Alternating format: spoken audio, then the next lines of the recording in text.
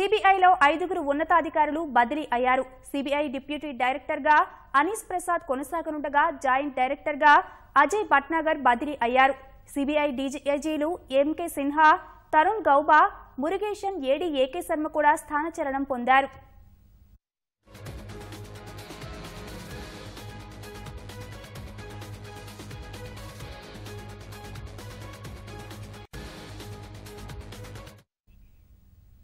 దీనికి సంబంధించి మరింత సమాచారం అరుణ్ అందిస్తారు. అరుణ్, చెప్పండి.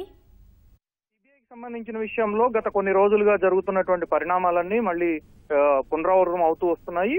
2 రోజుల క్రితం సుప్రీంకోర్టు ఇచ్చినటువంటి ఉత్తర్వులతోటి సిబిఐ డైరెక్టర్ గా అలోక్ వర్మ బాధ్యతలు చేపట్టారు. తన బాధ్యతలు చేపట్టిన మరుక్షణం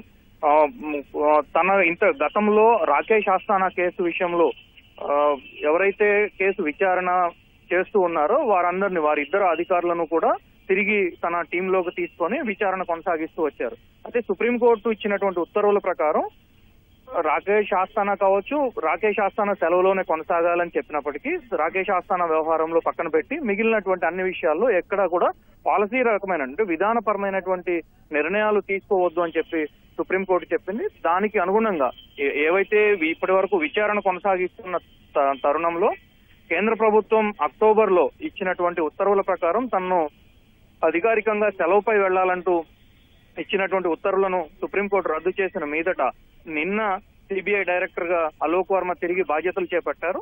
అనంతరం ఆయన 2 అధికారులను తిరిగి సిబిఐ కేంద్ర కార్యాలయంలో విచారణాధికారులుగా కొనసాగిస్తూ ఉత్తర్వులు జారీ చేశారు. అదే రీతిలో ఇప్పుడు ఈ రోజు మరికొంతమంది అధికారులను దాదాపు 5గురు అధికారులను ఈ రోజు అలోక్ వర్మ తన బృందంలోకి తీసుకున్నారు. దానికి సంబంధించిన దాంట్లో ప్రస్తుతం 5గురు అధికారులు కొంతమంది కేంద్ర కార్యాలయంలో పనిచేస్తున్నప్పటికీ మరికొంతమందిని ఎం నాగేశ్వరరావు బదిలీ చేయడం ద్వారా తిరిగి ఆ ఉత్తర్వులను అంటే ఎం నాగేశ్వరరావు డైరెక్టర్ గా అదనపు బాధ్యతలు చేపడుతూ జారీ చేసినటువంటి ఉత్తర్వులన్నింటినీ రద్దు చేస్తూ తిరిగి ట్రాన్స్ఫర్ ఉత్తర్వులను ఇవ్వడం జరిగింది.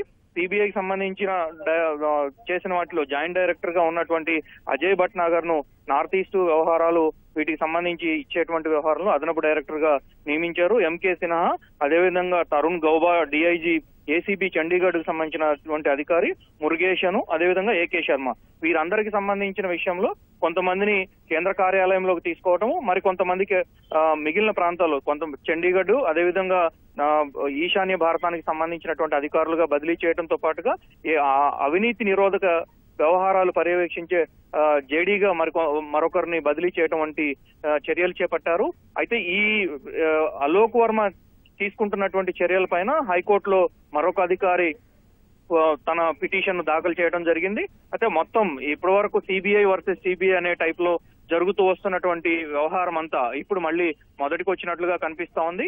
ఈ నెలాఖరుకు అలోక్ వర్మ పదవీ విరమణ చేయనున్న నేపథ్యంలో అందుకు సంబంధించి ముందుగానే తనకు సంబంధించినటువంటి వ్యవహారాలు ఏవైతే ఉన్నాయో ఇప్పటి వరకు తను విచారణ జరుపుతూ వస్తున్నటువంటి వ్యవహారాలు ఏవైతే ఉన్నాయో వాటన్నిటికీ ఒక ముగింపు పలకాలనేటువంటి దృక్పథంతో అలోక్ వర్మ ఉన్నట్లుగా తెలుస్తా ఉంది. దానికి అనుగుణంగానే ఇప్పటి వరకు అంటే తను సిబిఐ డైరెక్టర్ గా పదవీ బాధ్యతలు చేపట్టిన తర్వాత ఎటువంటి చర్యలు అయితే తీసుకున్నారో అటువంటి చర్యలన్నింటినీ ఇప్పుడు ముమ్మరం చేస్తున్నట్లుగానే సిబిఐ వర్గాలు పేర్కొంటున్నాయి.